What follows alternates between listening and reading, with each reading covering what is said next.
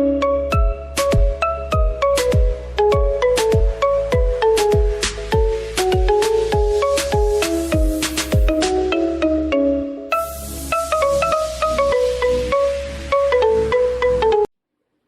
Students, welcome to YouTube channel commercial growth. आज हम discuss करने वाले हैं मेन इंपॉर्टेंट टॉपिक जो 100% आपकी एग्जाम्स में आने वाला रहता है, that is GDP and welfare plus real versus nominal GDP. इन दोनों में से कोई सा एक क्वेश्चन आपका कंफर्म एग्जाम में आता है।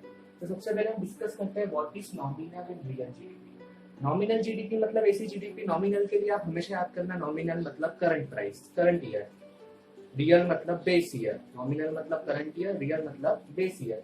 तो नॉमिनल जीडीपी की बात कर रहा हूँ तो GDP measured at current year price हो जाएगी नॉमिनल, और रियल जीडीपी की बात कर रहा हूँ तो real GDP measured at base year price, और बेस ईयर माना जाता है 2011-12 को।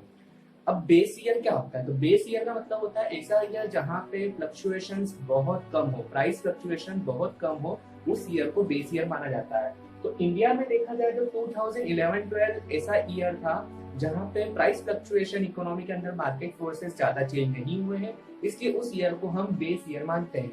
तो रियल जीडीपी मतलब ऐसी जीडीपी जो बेस ईयर पे मेजर की जाए, और नॉमिनल मतलब करंट ईयर पे मेजर की जाए। वैसे अगर यहाँ पे नेशनल इनकम भी लिखा हुआ आता तो नॉमिनल के लिए हम क्या चलाते हैं? Current year. तो नॉमिनल नेशनल इनकम क्या हो जाता है? National income which is measured at current year price, और real national income which is measured at base year price. तो ये रियल और नॉमिनल का कंपैरिजन हो गया। अब यहाँ पे हम एक न्यूमेरिकल देखते हैं। तो नॉमिनल जीडीपी कैसे निकालेंगे? करंट ईयर के प्राइस से क्वांटिटी को मल्टीप्लाई कर देंगे तो नॉमिनल आ जाएगी, और बेस ईयर से मल्टीप्लाई करके आप रियल निकाल लोगे। जैसे यहाँ पे देखते हैं 2017, 18 एंड 19, 3 ईयर्स आपके पास रखे हैं, तीनों ईयर्स की क्वांटिटी दी हुई है। ये करंट ईयर प्राइस है उन ईयर्स की, और ये बेस ईयर प्राइस हमने जो 2011-12 की मान ली है 20, ये बेस ईयर प्राइस हमने एज्यूम करी है। तो सबसे पहले हम निकालते हैं नॉमिनल। तो नॉमिनल का फॉर्मूला क्या है? Quantity into current year price. तो क्वांटिटी इतनी 7000 इनटू ये हो जाएगा 133, करंट ईयर से मल्टीप्लाई करेंगे ये हो जाएगा आपका 16, और ये हो जाएगा 168। अब यहाँ पे इसको मल्टीप्लाई करेंगे तो ये हो जाएगा 40, 1,40,000, इसको कर देंगे तो 1,60,000, और ये भी हो जाएगा 1,60,000। इस तरीके से हम उसको कैलकुलेट कर लेंगे, रियल जीडीपी और नॉमिनल जीडीपी को। अब एक क्वेश्चन जो बन के आता है कि दोनों को निकाला क्यों, और दोनों में से अच्छा कौन है जिसको इकोनॉमी को यूज करना चाहिए। देखा जाए तो नॉमिनल जीडीपी क्या मेजर करता है? करंट ईयर के प्राइस पे कितनी नेशनल इनकम बनी है। तो दोनों निकालना कंपलसरी, क्योंकि करंट ईयर का भी देखना पड़ेगा कि प्राइस पे कितनी नेशनल इनकम बनी है। और रियल कैसे निकालेंगे? रियल हमको हेल्प करता है कंपेरिजन। यहाँ पे आप देख सकते हो कि ये ईयर्स को मिलेगा वैसे। अब इन दो ईयर्स में देखोगे तो क्वांटिटी चेंज नहीं हुई, प्रोडक्शन इकोनॉमी के अंदर चेंज नहीं हुआ है। बस देखा जाए तो नॉमिनल जीडीपी बढ़ रही है, नॉमिनल जीडीपी आपकी इंक्रीज हुई है। क्यों इंक्रीज हुई है? क्वांटिटी तो चेंज हुई नहीं है। उसका रीजन है ये 1 रुपीज का चेंज, क्योंकि नॉमिनल तो करंट ईयर के साथ चलता है ना। तो ये नॉमिनल जीडीपी, नॉमिनल का ये ड्रॉबैक है कि नॉमिनल प्राइस फ्लक्चुएशन को भी कंसीडर करके चलता है, क्योंकि यहाँ पे करंट ईयर के प्राइसेस में चेंज आता है हर साल। तो प्राइस फ्लक्चुएशन के कारण यहाँ पे रिफ्लेक्शन जो इकोनॉमी के अंदर आता है नेशनल इनकम का या फिर जीडीपी का, वो गलत आ सकता है। जैसे यहाँ पे देख सकते हैं प्रोडक्शन तो सेम है, मतलब प्रोडक्शन पिछले साल भी यही करा था और इस साल, बस चेंज क्यों हुई है फिर जीडीपी? उसका रीजन क्या रहा है? प्राइस में चेंज हुआ। वैसे अगर देखा जाए तो रियल में कोई चेंजेस नहीं है, मतलब कह सकते हैं कि रियल आपका जो रहता है, रियल जीडीपी रियल शो करता है, रियल जीडीपी रियल रिफ्लेक्शन देता है। यहाँ पे अगर आपकी क्वांटिटी चेंज होगी तो ही आपका रियल जीडीपी चेंज होगा। इसका मतलब दोनों में कंपैरिजन किया जाए तो कौन सा बेटर हो जाएगा? आपका रियल, क्योंकि वो रियलिटी शो करता है इकोनॉमी की, जबकि नॉमिनल रियलिटी नहीं शो करता है। और बेस ईयर क्या होता है? बेस ईयर वो ईयर होता है जहाँ पे प्राइस फ्लक्चुएशंस बहुत कम होते हैं, और यहाँ पे हमने एज्यूम करा है कि 20 हमारा बेस ईयर है। Now we will discuss about GDP deflator. GDP deflator या फिर प्राइस इंडेक्स, उसका फॉर्मूला रहता है nominal GDP upon real GDP into 100। अब ये जीडीपी डिफ्लेटर होता क्या है? तो जीडीपी डिफ्लेटर मतलब है कि ऐसा इंडेक्स है जो शो करता है कि जीडीपी के अंदर चेंजेस कितना आया है। प्राइस इंडेक्स भी कोई शो करता है, इसीलिए इसका दूसरा नाम क्या रखा हुआ है? Price index.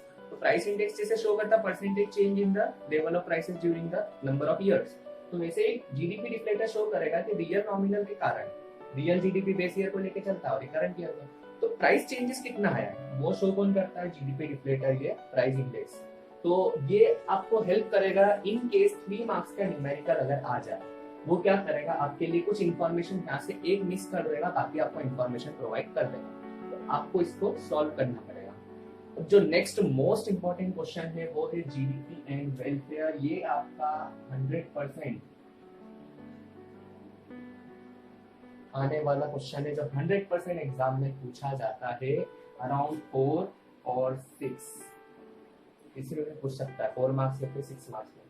तो अभी पूछता कैसे है, जीडीपी एंड वेलफेयर के पहले बारे में डिस्कस करते हैं। तो जीडीपी हम लोग ऐसा ही सोचते हैं कि जीडीपी बढ़ रही है मतलब इकोनॉमी अच्छी चल रही है, और इसका मतलब ये पॉजिटिव इफेक्ट भी है। तो ये उसका पॉजिटिव इफेक्ट हो जाएगा जीडीपी एंड वेलफेयर, मतलब जीडीपी और वेलफेयर दोनों साथ में चलते हैं। कैसे चलते हैं, जीडीपी बढ़ेगी, एम्प्लॉयमेंट जनरेट होगी, एम्प्लॉयमेंट जनरेट हुई तो लोगों की पर कैपिटा इनकम मतलब पर इंडिविजुअल पर हेड इनकम कंट्री के अंदर इंक्रीज हो जाएगी, और वो अगर इंक्रीज हुई तो ओवरऑल कंट्री के अंदर नेशनल इनकम इंक्रीज हो जाएगी और उसका स्टैंडर्ड हाई हो जाएगा वर्ल्ड इकोनॉमी में। अब ये उसका पॉजिटिव इफेक्ट हमने देख लिया कि हाँ जीडीपी और वेलफेयर बराबर चलते हैं, पर यहाँ पे उसकी कुछ लिमिटेशंस भी है। जीडीपी बढ़ना कोई जरूरी नहीं है कि हमने प्रोडक्शन ज्यादा करा है, इसकी कुछ और रीजंस भी हो सकते हैं। फर्स्ट रीजन है कि इकोनॉमी के अंदर आज भी बार्टर एक्सचेंज है। इंडियन इकोनॉमी के अंदर आज भी बहुत सी प्लेसेस हैं जहाँ पे मनी का यूज कम करते हैं, बहुत सी एक्टिविटीज के लिए मनी का यूज कम किया जाता है, और ज्यादा यूज किसको करते हैं हम, goods to goods, C2C economy, मतलब बार्टर एक्सचेंज होता है, जिसके कारण यहाँ पे जीडीपी पे कोई कंट्रीब्यूशन इसका नहीं रहता है। तो ये जीडीपी को इफेक्ट नहीं कर रहा है। अगर ये होता तो जीडीपी और बढ़ सकती थी, तो ये उसका पहला लिमिटेशन हो जाएगा। सेकेंड है अनइक्वल डिस्ट्रीब्यूशन। आज भी बहुत सी स्टेट्स है जहाँ पे प्रोडक्शन ना के बराबर होता है, जैसे हम जा सकते हैं ये मिजोरम, मणिपुर। तो ये कुछ स्टेट्स है जहाँ पे डेवलपमेंट नहीं हुआ है, और कुछ स्टेट्स ऐसी है जो पूरी इंडिया की इकोनॉमी को संभाल रही है, जैसे हम गुजरात को ले सकते हैं। तो ये कुछ स्टेट्स आप देख सकते हो, तो ये कुछ स्टेट्स जो है शो करती है कि अनइक्वल डिस्ट्रीब्यूशन है। 29 ओवरऑल स्टेट्स हैं, और कुछ स्टेट्स आपको प्रोडक्शन दे रही है, कुछ स्टेट्स आपको प्रोडक्शन नहीं दे रही है। तो यहाँ पे अनइक्वल डिस्ट्रीब्यूशन ऑफ इनकम भी हो रहा है। क्यों हो रहा है, क्योंकि देखोगे तो पुअर जो है वो धीरे धीरे और पुअर होते जा रहा है, और जो रिचर है वो धीरे धीरे रिच होते जा रहा है। तो इकोनॉमिकल गैप बनती जा रही है, जीडीपी बढ़ने से इकोनॉमिकल गैप। अंबानी की कंपनी अगर इंक्रीज हो रही है तो फायदा किसका हो रहा है, अंबानी जी का, पर कंट्रीब्यूट किसको कर रहा है, कंट्री के अंदर। पर जो पुअर है वो तो पुअर ही रह गया। तो यहाँ पे इकोनॉमिकल गैप आपकी बढ़ती जा रही है। तो सेकेंड उसका लिमिटेशन हो जाएगा, इकोनॉमिकल गैप बढ़ जाएगी या फिर अनइक्वल डिस्ट्रीब्यूशन ऑफ इनकम हो रहा है।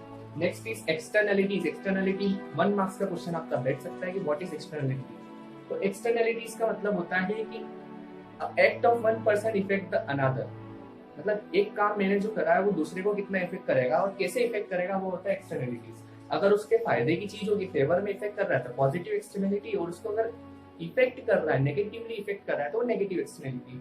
तो यहाँ पे एक्सटर्नलिटीज कैसे होती है कि जीडीपी ग्रोथ हो रही है तो इन्वायरमेंट को आप कम्पीट कर रहे हो, मतलब इन्वायरमेंट धीरे धीरे डिग्रेड होते जा रहा है, डाउन होते जा रहा है। तो ये एक नेगेटिव एक्सटर्नलिटी है जो फ्यूचर में हमें प्रॉब्लम क्रिएट कर सकती है। जीडीपी एंड वेलफेयर का थर्ड लिमिटेशन हो गया कि जीडीपी के साथ वेलफेयर जरूरी नहीं है। Next is population growth. Population बढ़ रही है तो यहाँ पे आप ऑटोमेटिक समझ सकते हैं कि पॉपुलेशन बढ़ रही तो आपकी जीडीपी भी बढ़ेगी। तो पॉपुलेशन और जीडीपी दोनों भी साथ में चलते हैं। तो जरूरी नहीं है कि जीडीपी बढ़ रही है इसका मतलब है कि हम ज्यादा प्रोडक्शन कर रहे हैं। उसका दूसरा रीजन भी हो सकता है हमारे पास काम करने वाले लेबर ज्यादा आ गए तो ऑटोमेटिक जीडीपी बढ़ रही है। तो पॉपुलेशन ग्रोथ भी शो करता है, और पॉपुलेशन ज्यादा होना इकोनॉमी के अंदर अच्छा नहीं है। Next is changes in prices. जैसे हमने अभी एक क्वेश्चन देखा था, 8,000 दोनों की यूनिट सेम है, बस प्राइस के अंदर चेंज होने से नॉमिनल जीडीपी चेंज हो गई थी। तो चेंज इन प्राइसेस भी शो करता है कि जीडीपी बढ़ रही है, पर रियल में ऐसा नहीं होता। तो ये भी उसकी एक लिमिटेशन हो जाएगी।